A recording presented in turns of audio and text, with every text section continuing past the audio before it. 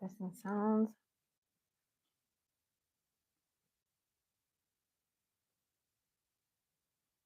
Hare Krishna.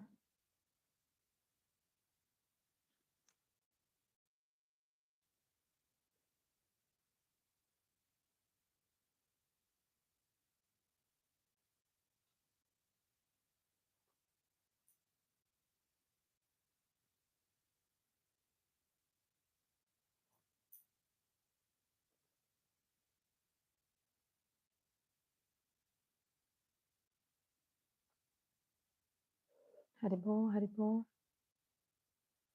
Haribo. Hare Krishna.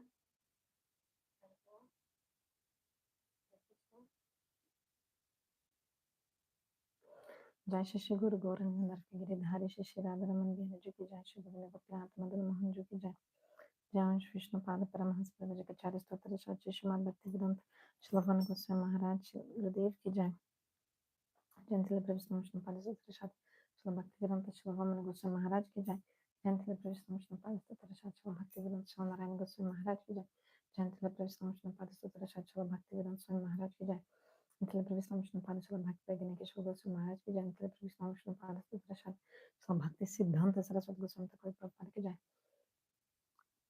Gentile Previstam Paramahans Shri Guru Kishore Babaji Maharaj Ki Jai Jai Shri Sachidananda Shri Bhaktivedanta Thakur Ki Jai Vaishnava Sarvam Jagannath Babaji Maharaj Ki Jai Jai Shri Jagannath Babaji Maharaj Ki Jai Shri Rupana Guruvar Ki Jai Shri Rupana Guruvar Ki Jai Shri Radha Krishna Gopa Gopi Giriraj Maharaj Ki Jai Shri Makunda Radha Jamuna Jangat Bhakti Devi Ki Jai Shri Bhakti Rasayana Ki Jai Nandakoti Vaishnava Vrinda Ki Jai Sadguru Bhakta Vrinda Ki Jai Nitai Gaura Premanande Hari Hari Bo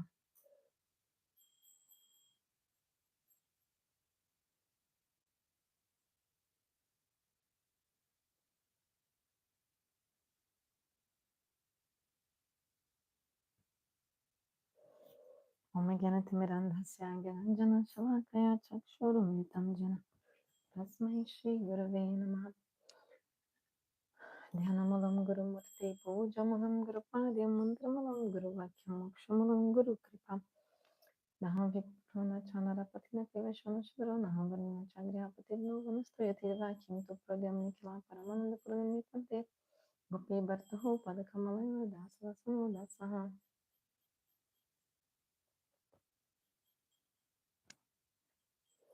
Jai Shri Vanchakalpatarubhyascha kripasinubheva patiram pavanebhyo vaishnavebhyo namo namaha Namo Mahavadanyaya Krishna Prema Pradayate Krishnaya Krishna Chaitanya Namni Gauratashe Namaha He Krishna Karuna Sindhu Dinabandho Jagatpate Gopesha Gopika Kanta Radha Kanta Namostute Tapta Kanchana Gaurangi Radhe Vrindavaneshwari Vrishabhanu Sute Devi Pranamami Hari Priya Om Vrindaya Tulsidevaya Priyaya Keshava Sacha Krishna Bhakti Pradidevi Satyavatyai Namo Namaha Shri Krishna Chaitanya Prabhu Nityananda Shri Advaita Gadadhar Shivasari Shri Gaura Bhaktavrinda Hare Krishna Krishna Krishna Hare Hare Hare Rama Rama Rama Hare Hare. First of all, I'd like to offer my humble respectful obeisances to the lotus feet of my spiritual master, Om Vishnu Pada Paramahans Parivajikacharya Stotra Shati Srimad Bhaktivedanta Shri Goswami Maharaj Parangurudeva Nitile Previstam Vishnu Pada Stotra Shati Shri Bhaktivedanta Shri Goswami Maharaj Tile Previstam Vishnu Pada Shri Bhaktivedanta Shri Narayana Goswami Maharaj to all Rupana Guru Varga Shri Vishnu Chakravarti Thakur Shri Narut Shri Sanatana Goswami to Shri Rupana Guru Varga to all Vaishnavas Vaishnavis, all of you Vaishnavas, everyone who is present here in the future or in the past that is hearing this recording of this reading of Sri Bhakti Rasayana. Hare Krishna, Madhubala Didi, Hare Krishna, Gauranga Priya Didi, Dandavat Pranams, all of you. Thank you so much for being together in this evening, auspicious evening of reading a book of Srila Parangurudev. So I'm sorry today the setup is a bit different. No Zoom, no text in the screen. But we'll still read the book. Today I was unable to do all that, but we'll continue reading from Sri Bhakti Rasayana. So, who remembers where we were at? We were reading about the clouds, remember? That's chapter, let me see here, chapter 4, wasn't it? Yes, chapter 4. The clouds, rivers, and trees serve Krishna. So then we're reading about the clouds first, right? And then, what they would be, okay, let me see which part we're reading. Oh, yeah.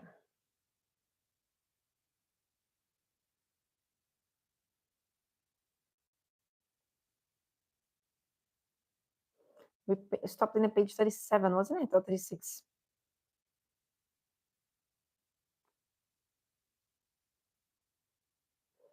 Okay. So reading the last paragraph of the page 36. Having become separated from Krishna, the gopis are thinking, Krishna is everything to us. So how would we meet him? Is the sound okay? Sound is okay, I think, yeah? We must get the mercy of a Vaishnava. And who are the best Vaishnavas? Yudhishthir, Uddhav, and Giriraj Govardhan. And amongst them, Giriraj is the best. So this is related to the previous chapter, which we already read, when the gopis take shelter of Giriraj.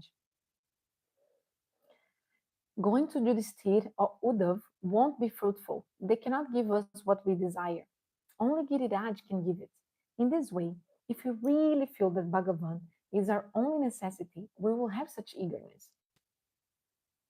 Then our eagerness will lead us to ask a Vaishnava, how can we meet Krishna? How can we overcome all of our despair? So, if we have that eagerness to meet Krishna, also we'll come to the Vaishnavas, to the Guru with this kind of urge. Only they can help me and completely surrender. So Parangurudeva says, this is where we recognize our necessity for a Guru.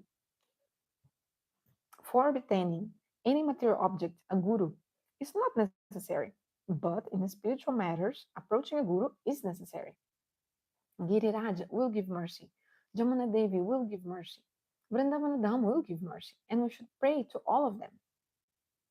Here the gopis, through the eyes of Vipralamba Bhav, in separation from Krishna, are seeing prem in all the residents of Vrindavana but themselves. This is the symptom of an Uttam Adhikari Vaishnava, topmost Vaishnava. There are 3 levels of Vaishnava. The first is the Kanishta Adhikari, and his symptoms are that even though he offers puja to the deity and accepts that water of holy places and the water that has washed the deity is sacred, he does not detect the presence of Bhagavan within the hearts of other living entities. He considers the body to be the self and has no respect for the devotees of Bhagavan. He doesn't believe that the spiritual master knows all. He thinks that the guru may possess more knowledge than he does, but that he certainly doesn't know everything. Therefore, he feels that there is no real necessity of taking advice from the guru. Upon not obtaining the material things that he desires from his practice of bhajan, he may become disgusted and even abandon his bhajan. So we discussed about this actually in details last class. The symptoms of Madhyamadikari Vaishnava have been told to be that he has love for Bhagavan, Madhyamadikari.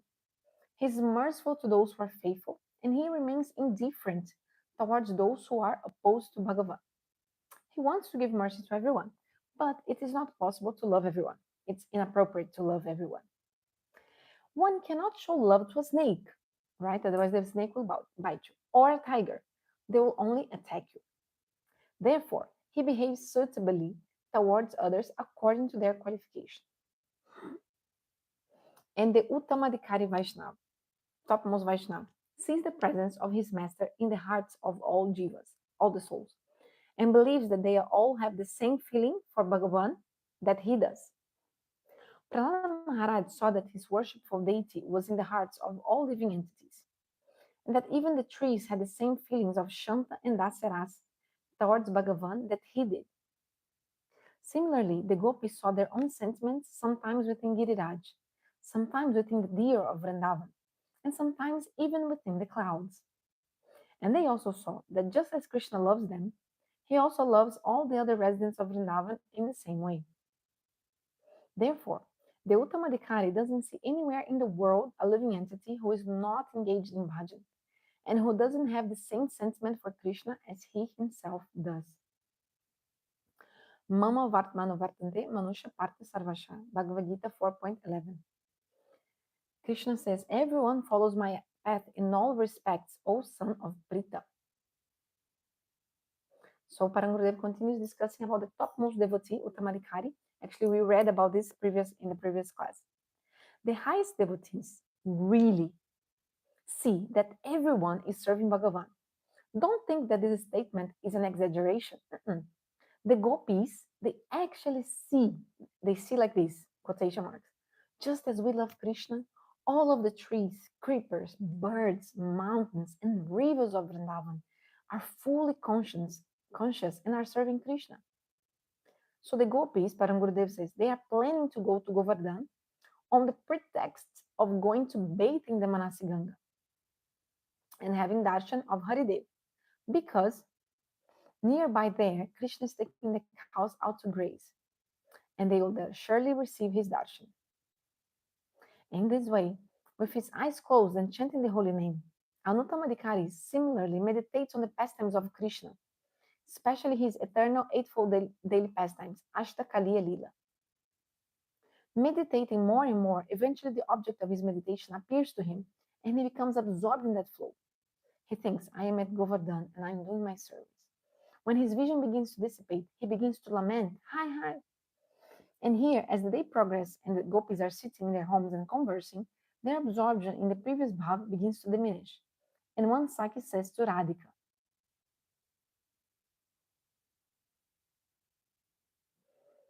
we stopped exactly here, sorry, page 39. Actually, this is the last page we had already read. So, how the sadhaka, real sadhaka, performs his bhajan? He's actually during the time of the day. And the more advanced the devotee is, the more real is that meditation, right? So, like when the devotee is really, really advanced, that meditation is actually a reality. It's not only thinking and remembering, like something you read in a book or something you heard from Gurudeva, but is actually, the body of the soul starts to develop. And in that body, that devotee is actually there. But this is very, very high class stage. But what we can do is we can remember with our mind, our material mind, just in our level, just remembering what we read in Gurudev's book, Parangurudev's book, Gurudev's lecture about this pastime. So now we come to the other verse, which is described in this verse. So this verse now,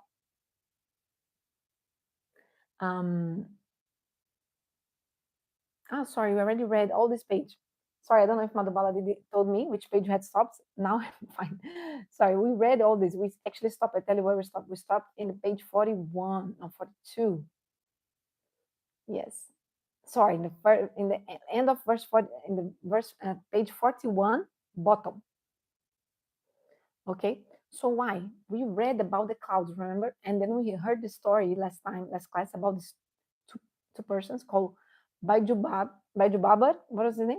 Baiju Babar and Tansen. Baiju Babar and Tansen. They had a competition. Remember, they were the disciples of the Swami Haridas. And they had a competition to see who could sing better. Right? And remember, this Baiju Babar, he won because he sang in such a way that all the deer in the forest came, and he so close. And generally deer is like animals that very, very, like, they don't want to come close to humans. They are very like agitated and they quickly come and go, like they'll not stay near humans. But this deer became very, very calm and hearing to the sound of his singing, and even he put the garland on the deer and then took it out. So Parangurudeva was saying that actually in the past this happened. Like we could see so many times people doing this kind of thing. Like, for example, Parangurudev said here, I'll tell you. He gave an example, Parangurudev, that like just because of someone singing, for example, rain would start dropping. Because Parangurudeva is comparing the power of the sound of Krishna's flute. Because Krishna started playing the flute, and that flute made this cloud start dropping rain, right? And Parangurudeva said, in previous times, there were singers and musicians like these who could also produce effects like bringing rain or even starting a fire without the use of any matches or other such things. Therefore, we can scarcely conceive of the effects Krishna's flute playing is capable of producing. After entering the forest, page 41 now. After entering the forest, Krishna played the flute in such a way that it bewildered everyone. And the clouds, saw that.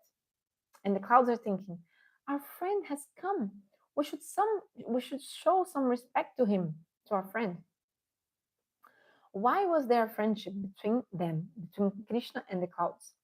Because they were of the same sham color, darkish color. The afternoon sun had made the rocks and soil underfoot very hot, and then Krishna played this particular rag on the flute, some melody. Wherever the sakas and cows were standing, they became stunned, just listened. The cows and the sakas just stopped to hear, and the cows were standing, they became stunned and just listened. And the clouds began to gather in groups. So the clouds didn't only come for Krishna, no, no, no.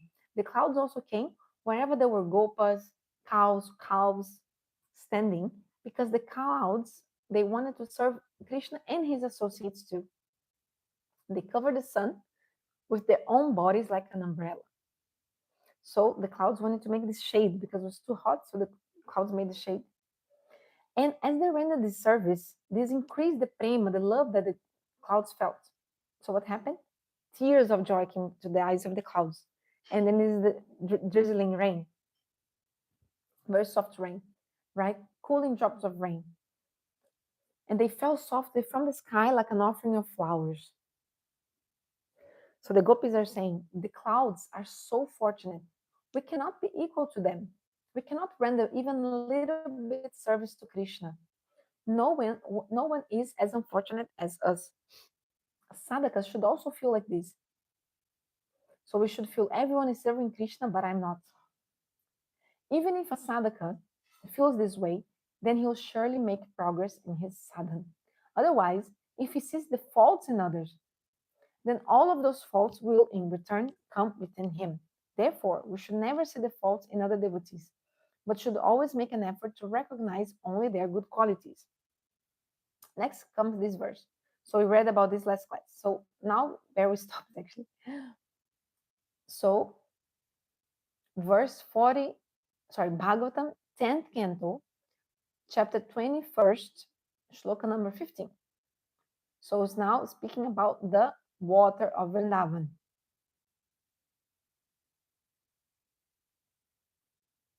Let's read together.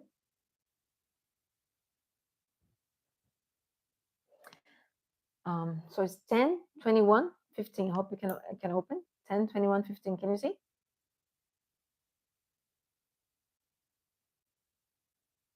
Nadyas Tadat. Yes? 10, 21, 15. Nadyas Tadat Tadupadarja Mukunda Geetam Avarta Lakshita Manobhava Bhagna Vegaha Alingana Stagitam Urmi Bhujair Murare Grinanti Padayugalam Kamalupahara.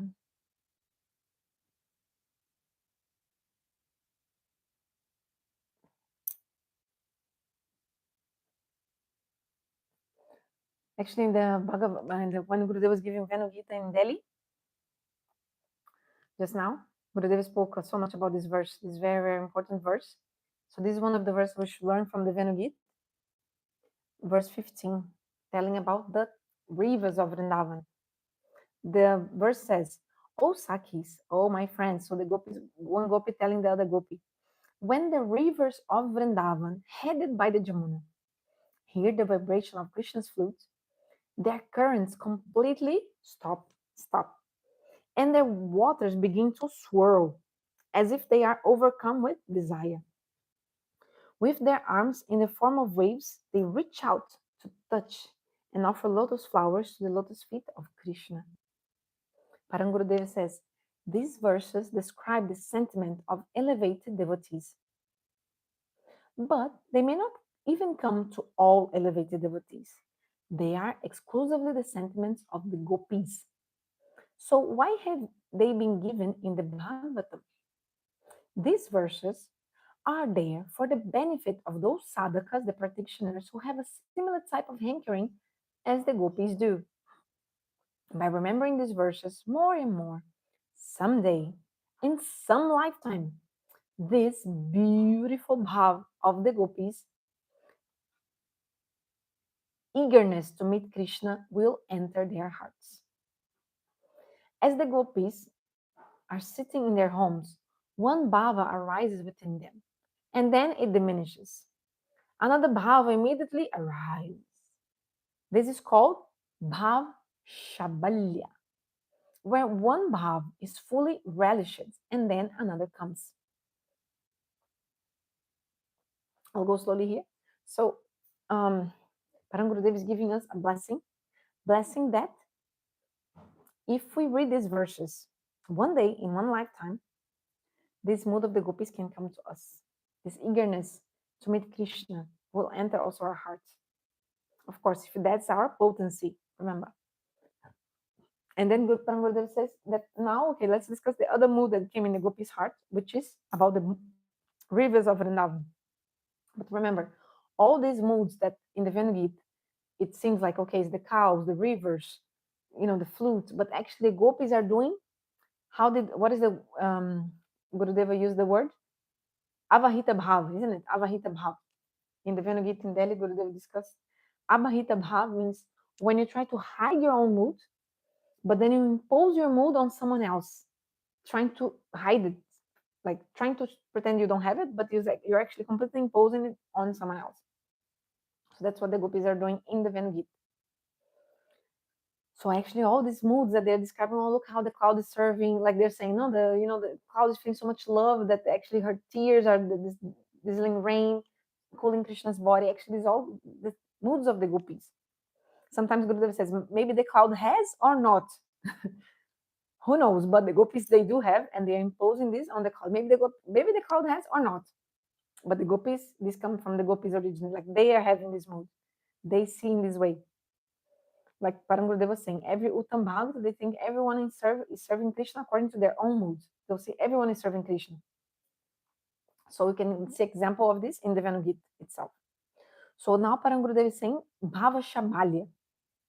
So Bhava Shabalya is when one Bhava is fully relished and then another comes. Sometimes our Gurudev describes this Bhava.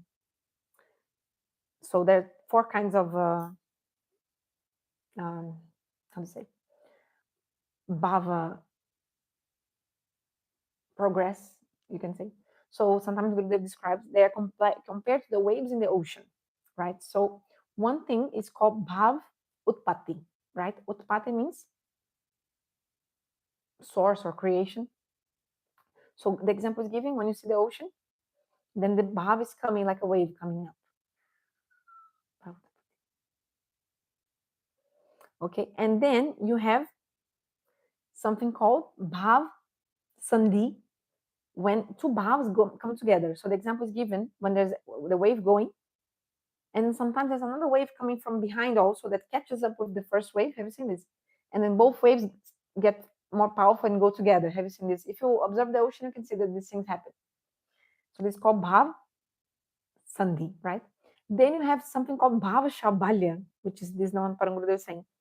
And generally, if I'm not wrong, according to my remembrance, Gurudev says that this Bhava Shabalya is generally when there's a Bhav coming, which is like a wave, right?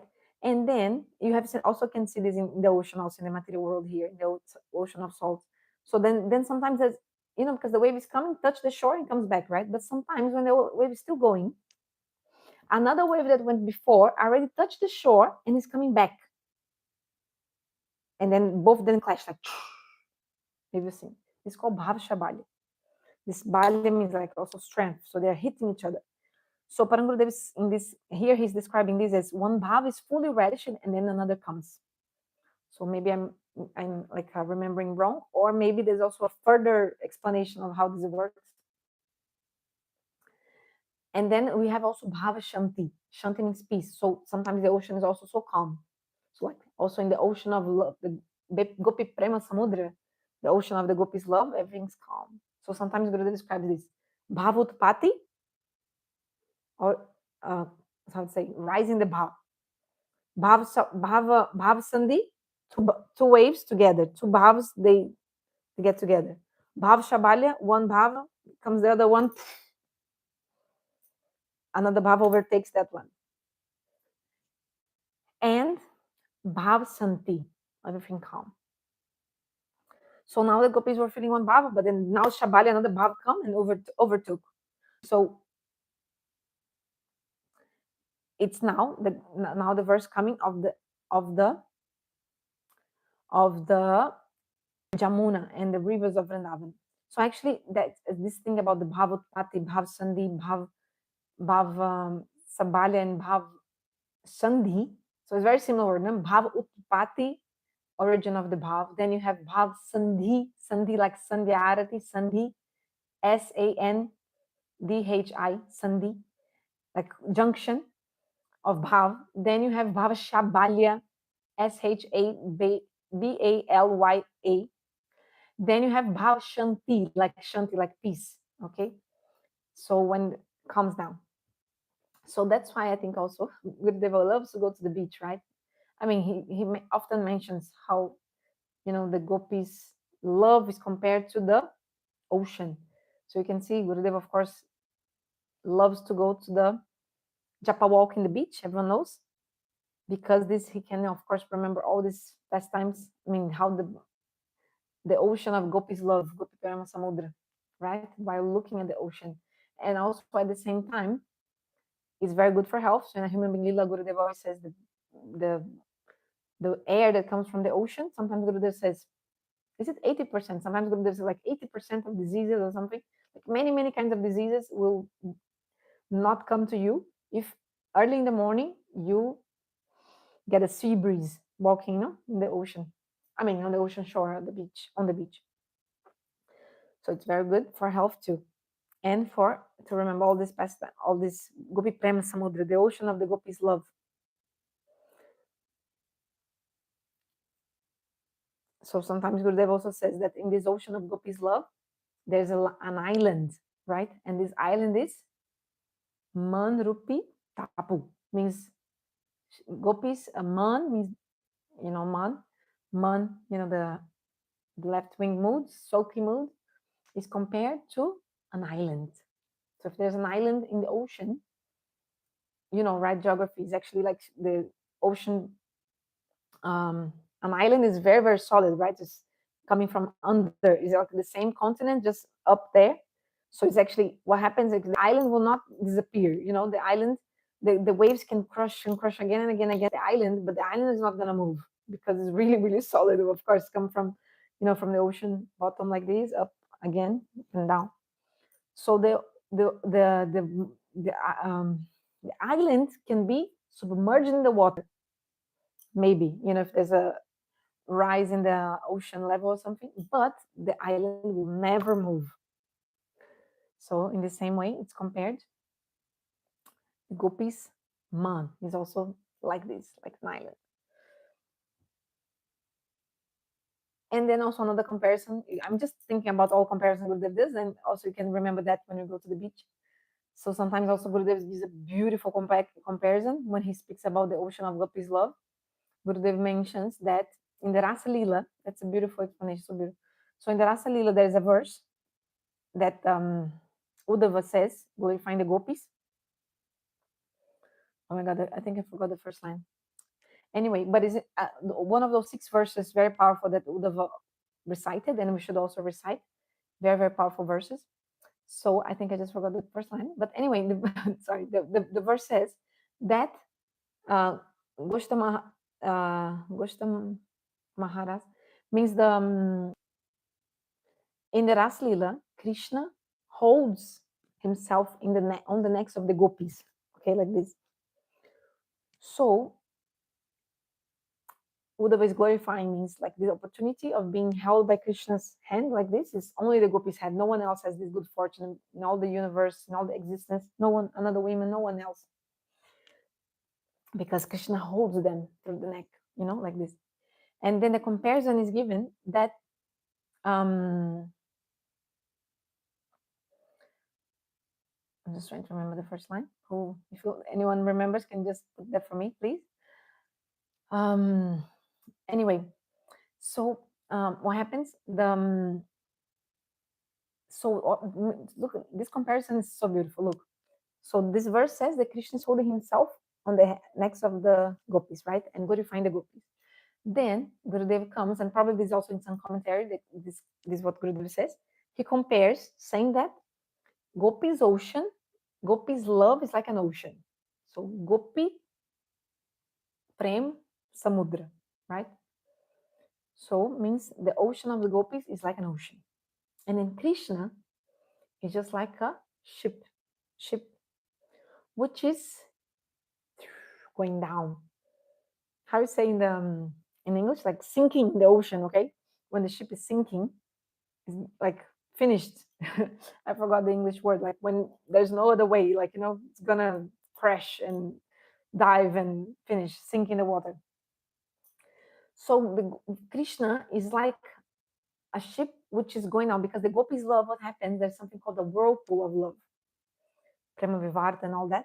So the love comes to such a high stage, so because there's a whirlpool. And then Gurudev gives an example. Sometimes there's also a whirlpool in the ocean, and then that time the ocean becomes so powerful when there's a whirlpool that even big ships, like cargo ships, like huge ships, very heavy and huge, they can also sink because they're taking in the whirlpool. It's like unescapable. So in that time, Krishna, which is the Supreme Lord himself, the Swayam Bhagavan, the Supreme Lord of Brahma, Shiva, all demigods, all the supreme existence, he can also, he pulls in this whirlpool and he sinks. But to avoid drowning, he holds himself in the gopi's neck, not to drown in the ocean of gopi's love. So that's why in the Rasalila, he's holding himself, holding them through the neck like this. So that's beautiful, beautiful, so beautiful. So let's remember that when you go to the ocean next time. So coming back, the gopis, what is their mood? The mood of the gopis when they when they speak about the rivers of Vrindavan, they say. So the meaning of this verse is that as the gopis were looking towards the Jamuna, the river Jamuna, they said, "Oh Sakhi, hearing the flute song of Mukunda, the river is carrying all of the lotus flowers like gifts in her thousands of arms and offering them as Pushpanjali flowers to Krishna's feet. The waves of the river have stopped flowing and a whirlpool has been created. This whirlpool is a symptom of Manobhav, the river's love for Krishna." So he also talking about whirlpool, but in this case it's Jamuna's whirlpool, because she doesn't want to leave Krishna's lotus feet. She doesn't want to continue flowing. She just wants to be near Krishna. So the water is like swirling up. So Parangurudeva now explains to us, who is the husband of the Jamuna, Manasiganga, and the other rivers that flow through Braj, through Vrindavan. So the husband of all the rivers is the ocean, because all the rivers flow towards the ocean. Then Parangurudeva says, but these rivers do not flow easily towards their husband. The best of these rivers is the one who is the dearest to Bhagavan, Kalindi. Who is Kalindi? It's another name of Jamuna River. She who springs forth from the Kalinda mountain. So, because she comes from the mountain Kalinda, another name of the Jamuna River is Kalindi. Kalindi is the one whose water, from receiving Krishna's touch or the anjan of the gopis, has assumed Krishna's sham color. So the Jamuna River is black. The waters are black. Why? Because has had the touch of Krishna, Or also another explanation, the kajal, black eyeliner of the gopis' eyes. So the Jamuna, what happened? Her heart was stolen by Krishna's flute. So Jamuna river was flowing, but then Krishna played the flute. The heart of the river was stolen. So the waves of her bhav, of her moods, are like her hands. And taking a gift of lotuses, kamalopahara. So in this verse, this term is very important. Kamalopahara. Kamala means lotus, as you might know. Upahara means gift in Sanskrit. So Jamuna is offering the lotus like a gift. In these hands, she offered them to the feet of Krishna. Kamalopahara, another meaning, can also mean Lakshmi, which means splendor. What is the splendor of a river? The lotus. So it can also mean taking that splendor and offer it to Krishna's feet. The waves have been said to be Kalindi's long, long arms. And they were not just two of these arms, but thousands and thousands of waves surrounding Krishna's feet. Why? For grasping his feet so he wouldn't be able to go away from there. In this way, after offering a gift of all her splendor, the lotus flowers, she submerged Krishna's feet in her waves as if grasping them, thereby placing them in her heart. So this is Jamuna Devi doing that to Krishna. The gopis are saying, how can we go and grasp the feet of Krishna in this way? We are very afraid of being disgraced in society, and therefore we cannot go. We are unable to abandon our present circumstances to meet with Krishna. But this river is indicating to us. So the Jamuna river is trying to show the gopis like this, quotation mark. You are unable to do what I have done. Being attracted by Krishna's flute, you are not able to leave everything, as I have stopped flowing towards my husband, the ocean, and place all of your splendor at his feet. You do not have that much courage. You are so afraid of being disgraced in society. So the gopis think that the river is trying to tell them this. You cannot do like us, give up everything and go to Krishna. The gopis say, we are unable to do it. And therefore, if there's anyone in this world who is unfortunate, it is us. Having taken birth in these circumstances, we are unable to meet Krishna, to speak with him, or to serve him, because we're always busy in our household affairs.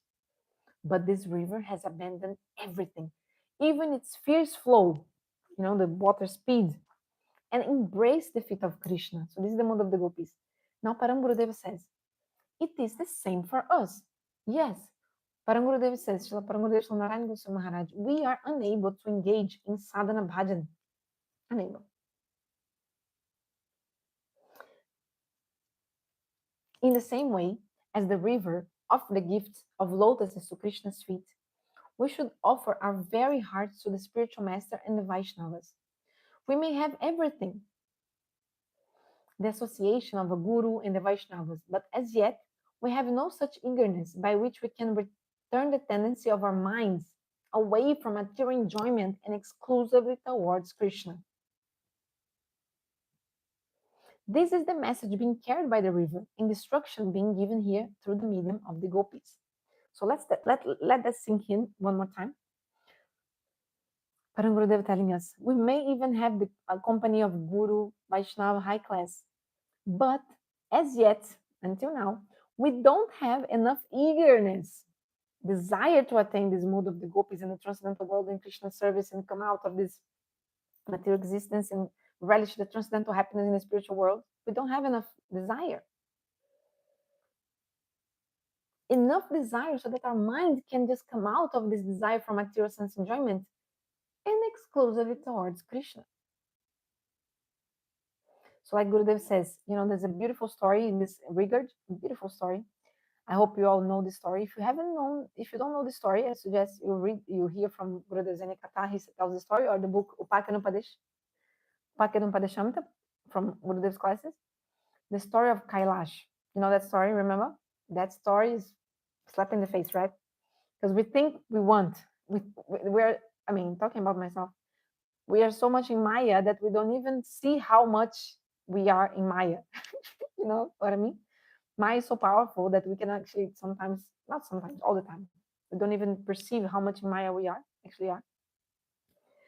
And even though we heard about Maya and Krishna, all that, still we're so much immersed in Maya.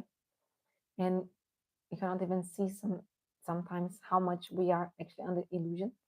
Like Kailash, the story of Kailash. Okay, for those who don't know, I'll tell you in brief, maybe for a few minutes. So because this story is so beautiful, because it's a story. It tells a story. Okay, I don't know if Madhubala did this hearing. Maybe you don't know the story, so I'm telling this for you. Who else doesn't know? So there was the one time. I'll try to tell briefly. Okay, one time. What is the story of Kailash? There's a very important story. So the name of the story is Story of Kailash. Okay, so what is the story? One time, Narada Rishi was speaking to God, Lord Narayana, and telling him, look, what is this material world? You know, the jivas are suffering, the souls are suffering so much. They are suffering in this world. They are, they are under delusion, suffering the karma, going to hell again, come back, take birth again, suffer more mistakes, go hell again, come back, wandering in this illusion, blind. Like the example is given. We are in the samsara, just like a bull. A bull, the bull is used to move a mill. Okay, like for example, this kind of mill that they make like stone, how do you the grinding mortar or no, grinding mill or something. Like example, you have some to make mustard seed oil, for example. The bull is taking around and around like this, moving a mill, kind of is a mill you call it mill, or I forgot the word. Then it will spin the structure, and that will crush the mountains. I mean the seeds, the mustard seeds, and make that to make oil. So, but how you're gonna make a bull animal ox again and again non-stop like this? So you put a blindfold in the bull, and then the animal thinks he's actually going forward somewhere, but he's not. He's actually stuck in a place and just going round, round, round to move that engine. Okay. So we are also like that. We think we're going ahead, but actually we are again and again just in the same, like this samsara cycle of repeated birth and death. And then, so Narada asked Lord, why don't you help the jivas? Help them. They're suffering there in this illusion of Maya. Getting beat up by Maya. And then Lord told Narada Rishi, I tried so many times. I tried to help them. I manifest in the form of the sadhu. I manifest in the form of the scriptures. I manifest, but they don't want to come. And then Narada said, they don't want to come. And then Narayana said, yes, I'm doing everything, but just they don't want to. Narada said, no, no, no, I don't believe. No, I will I will check out this information. No, I will double check. No, no, I cannot believe that they don't want to come. And then Bhagavan said, yes, you go and try for yourself. And then what happened? Narada Rishi went in one place. There was a field, was very sunny, very hot, and there was an old man plowing the field, like taking care like of the field. And then Narada Rishi said, oh, why are you doing working you're so old? Why are you still working on the field? And then he said, oh, so the guy name, this old man name was Kailash. So he's the man of the story. So Narada Rishi said, give up everything. Why are you still like attached to this field at this old age? He's like, no, I need to take care of my field. My children don't want to take care of this land. And Narada said, yeah, but now you're old. You have to do bhajan and sadhana. Why are you wasting time with that? Oh, no. Let's go to Vaikuntha right now, Narada said. I'll take you right now to Vaikuntha. Let's go with me. And then Kailash said, oh, okay, nice. But let me just finish plowing the field now. I need to sow the seeds, like take care of them, and then, harvest, crops and all, and then sell the grains, get the money, like continue. He was a farmer, right? So I need to finish that. And then Narada said, no, no, no, give that up. You can die at any moment. Life is so temporary. Why are you thinking about that? And then what happened? He said, no, no. Okay, I'll go with you to Vaikuntha, but later, okay? I'll go. Let me just finish this. And Narada was like, what? He doesn't want to come now? Okay, Narada said, okay, I'll come back later. But what happened later? The guy died. Sorry, not guy, old man. The old man died. Kailash. When Narada came back, he came to the family and said, "Where is your father, Kailash?" And the children said, like grown-up children, they said, adults, they said, "Oh, our father passed away." Um, and then Narada Rishi, but Narada Rishi was thinking, um, he he was so attached to this land that probably he took birth around here. Narada was thinking, and Narada saw in meditation that he had actually took birth now as an ox, as a bull, okay, in that same farm. And then Narada said, "Where's the ox? You have ox? Any bull? Where are they?" And then Joseph said, "Oh yeah, we have this new bull here. Wow, he reminds us so much of our father. And somehow he's also working on the field every day, even if we don't put him to work in the field, like to plow the land, right? Like before they used to use bulls to take care of the land, how to say, plow the field, right? In the on the soil. Um, bullock carts, right? Even if we don't put, it's still automatically that bull will start doing the work. He reminds us so much of our father. And then Narada is thinking, he does not only remind you of your father, he is your father. But Narada didn't say anything to the children. Narada came to the bull. Kailash, let's go with me to Vaikuntha now. And then Kailash, which was inside, means the soul, now in the body of a bull. Oh, Narada Rishi, you came back. Okay, very nice. Yes, I will go with you to Vaikuntha. Yes. Let me just finish plowing this field, finish this work. My children, my children, they don't want to take care of this land. I gave all my life to buy the money and have this land, and all my sweat I gave to this land, and my children, they just want to drink, to, be merry, have fun, and party, and they're like wasting my money. And so if I don't take care of this land, who will take care? I'll go with you to Vaikuntha later, okay? Later, okay, let me just finish this first. Narada said, let's come with me, Kailash, right now. Oh, no, let me just finish this first. Okay, I will, but let me just finish. Narada is like, what is this? And Narada said, okay. Then Narada decided to come back later. When Narada came back, he didn't find that bull anymore. And he asked the children, where's that bull? Oh, he passed away. Oh, that bull. But it was very nice bull, but he passed away. And then Narada in meditation again saw, but he was so attached to this land, he probably took birth also near here. And then he came, and then Narada saw, he took birth as a dog here in this land. And then, do you have any dog? Oh, yeah, we have this new dog. Oh, he's also taking care of all the fields. He's always like barking to the strangers, protecting the land, protecting the house, always working around here. Even if you don't ask like him to do that, he's always protecting everything and never stops. And then he reminds us so much of our father, the children said. And then Narada again thought, not only reminding, he is your father, like this. And then Narada came to the dog. Kailash, what are you doing still here? Let's go with me to Vaikuntha. Let's go. Yes, Narada, I will go. But first, let me just take care of this land nicely. I gave all my blood for this land. I gave money all my life to get this land. My children, they just don't want to take care of it. They just want to spend everything like to spoil my money, my wealth. I need to take care of this land. I need to protect. I need to, this land. And then Narada said, just leave it. Let's go with me right now to Vaikuntha, supreme blissful place of the Lord. Nothing matters. All this is like temporary things. Come with me. Oh, Narada, yes, I'll go. But let me first um let me first take care of this land. And then Narada's like, okay. So Narada came back later. When he came back, where's the dog? Oh, the dog passed away. And there was such a dear dog. He would remind us so much of our father.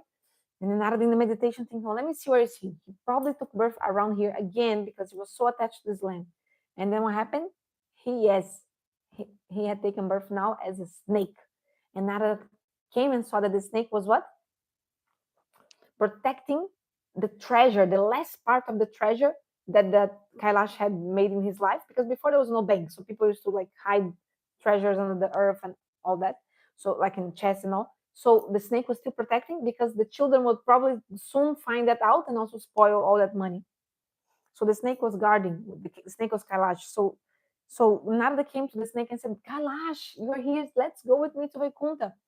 Oh, Narada, yes, I will go, but I need to protect this land. I need to protect first this money. My children, they're about to spoil all this money, drinking and having parties, and I give all my blood for this. No, I need to develop this land. This land must be protected. We have to continue our farming business and all.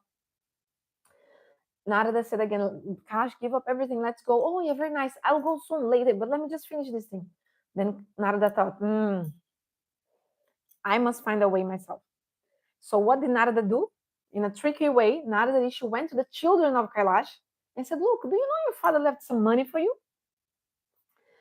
He left some money, still some treasure under the earth in that specific place. Narada told where there was the last treasure chest. And then the children, oh, okay, the children was about to come and already start digging. Oh, wait, there's a snake guarding it. So be careful. And like he told that, he warned them about the snake. So when the children started digging, the snake was their own father in the body of the snake. And the children already knew, so they broke the snake's spine. When the snake actually doesn't die, but it feels so much pain and is like almost dead.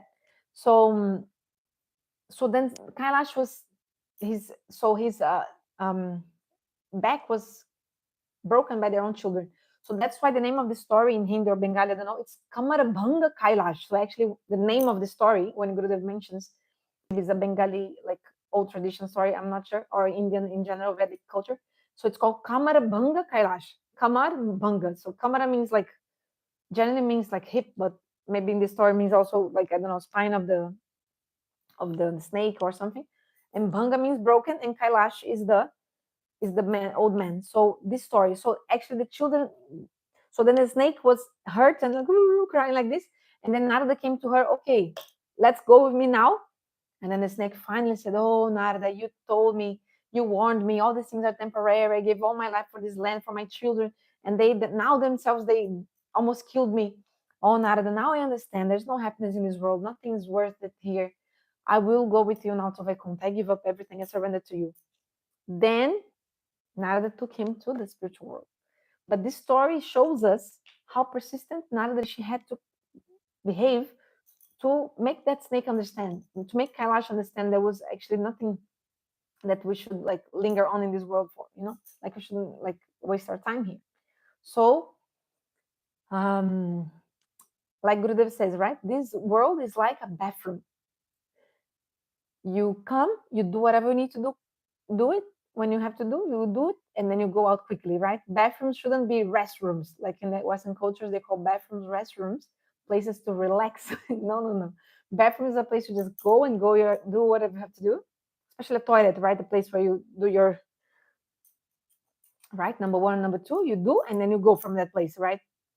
So in the same way, this world should be like that. You come in, we are here, human body, very nice. Do the sadhana and quickly try to go and attain this transcendental reality of the spiritual world. And then, but Parangurudev is saying here that at yet we don't have that eagerness. So our minds are still in the material enjoyment. But the message being carried by the river and the instruction being given here through the medium of the gopis is that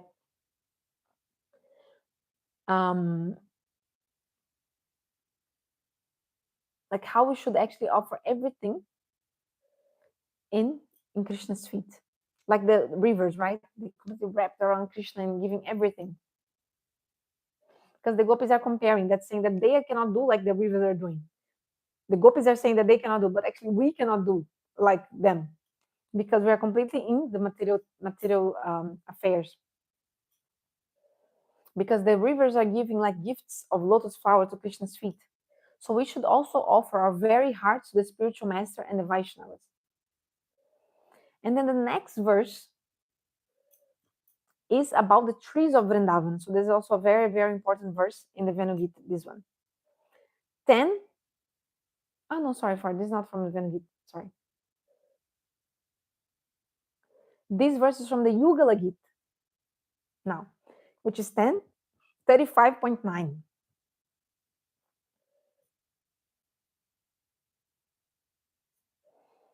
So it's the verse Srimad Bhagavatam 10:35.9, the verse from the Yugala Gita, which says, Vanalatas tarava atmani vishnu vya jayantya iva pushpa faladda pranata bhara vitapa madhudhara premahrishta tanavo vavrashusma. So this verse also Gurudev always recites. Vana lata starava atmani Vishnu vyanjanta iva pushpa phalada. Look how the creepers and the branches of the trees of Vrindavan are dropping down due to their weight. They must have also taken Shri Krishna within their hearts, because tears of love in the form of streams of honey are dripping from them, and the emergence of their fruits and flowers bear witness to their ecstatic rapture. So this verse is also included in the Bhakti Rasayana chapter of Brihad Bhagavatamrita. So Parangurudeva says, the previous verses were all from the Venugit, Song of the Flute of the Srimad Bhagavatam, which is chapter 21, 10th canto. But this verse is from the Yugala Gita, which is chapter 35 of the 10th canto. So what is the meaning of Yugala Gita? The gopis are singing to each other concerning their separation from Krishna. In the Venugit, there was more Purvaraga, preliminary attraction. But here, after meeting with Krishna, they are speaking about their agitated state of Vipralamba Bhava, separation mood. One who has such eagerness as the gopis are expressing here will be able to meet Krishna and his dearest ones. So in the Dwaraka last year, Gurudeva, our beloved Gurudeva, gave classes in the morning about the Jugala Gita. Remember? It was very, very, very special, transcendental. And Harikatha. So this Jugala Gita, sometimes Gurudeva says, is actually very similar to the Venugit. It's just that it's within two verses. Jugala means also both, like couple, right? Double verses. Like within double verses, the gopis are describing the bhavas. Like each two verses describe one bhav. But it's very similar to the Venugit, the kind of like structure of what's being said. Like here, right? The gopis are actually also telling about the creepers of Vrindavan, but also telling about their own moods, but imposing in the trees of Vrindavan. So Parangurudev says here, this is page 44. The system for spiritual enlightenment is arranged by Krishna alone. Here, someone may ask, there are so many jivas in the world, so are they all in Madhurya Ras, conjugal mood? There are numerous devotees performing bhajan in the sampradayas of Nimbarka, Ramanuja, and Vishnu Swami. And there are others such as Javanas, Muslims, who perform no bhajan at all, or just other religions or other people. Why is that they don't all come towards Madhurya Ras? Parangurudev raised this question, and the answer is that Bhagavan is so merciful that all the systems in this world are in his hands. According to a person's particular actions, a certain fruit is bestowed upon them. Every jiva certainly has a particular intrinsic ras. 5 primary sentiments have been described: Shanta, Dasya, Sakya, Vatsalya, and Madhurya. And every jiva falls within one of these categories. Yet, from time immemorial, he has been taking birth, dying, sometimes attaining the higher planetary systems, and then again returning here, wandering in all directions.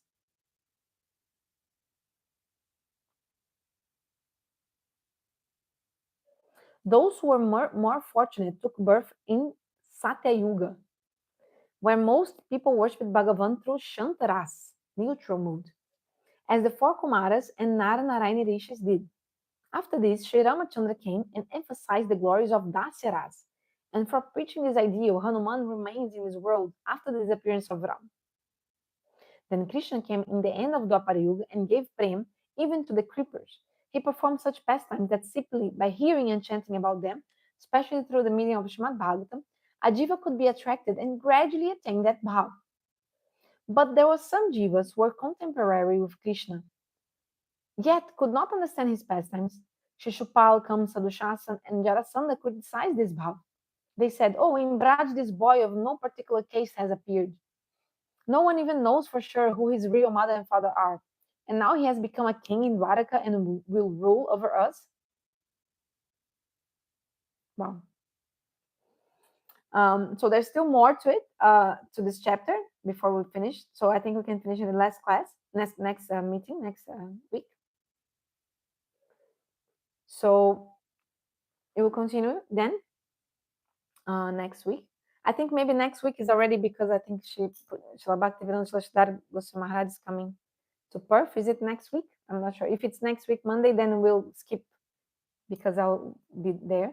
And Otherwise, we'll continue next Monday. Otherwise, in the other Monday, I'll message you about it. And so we continue from this page here.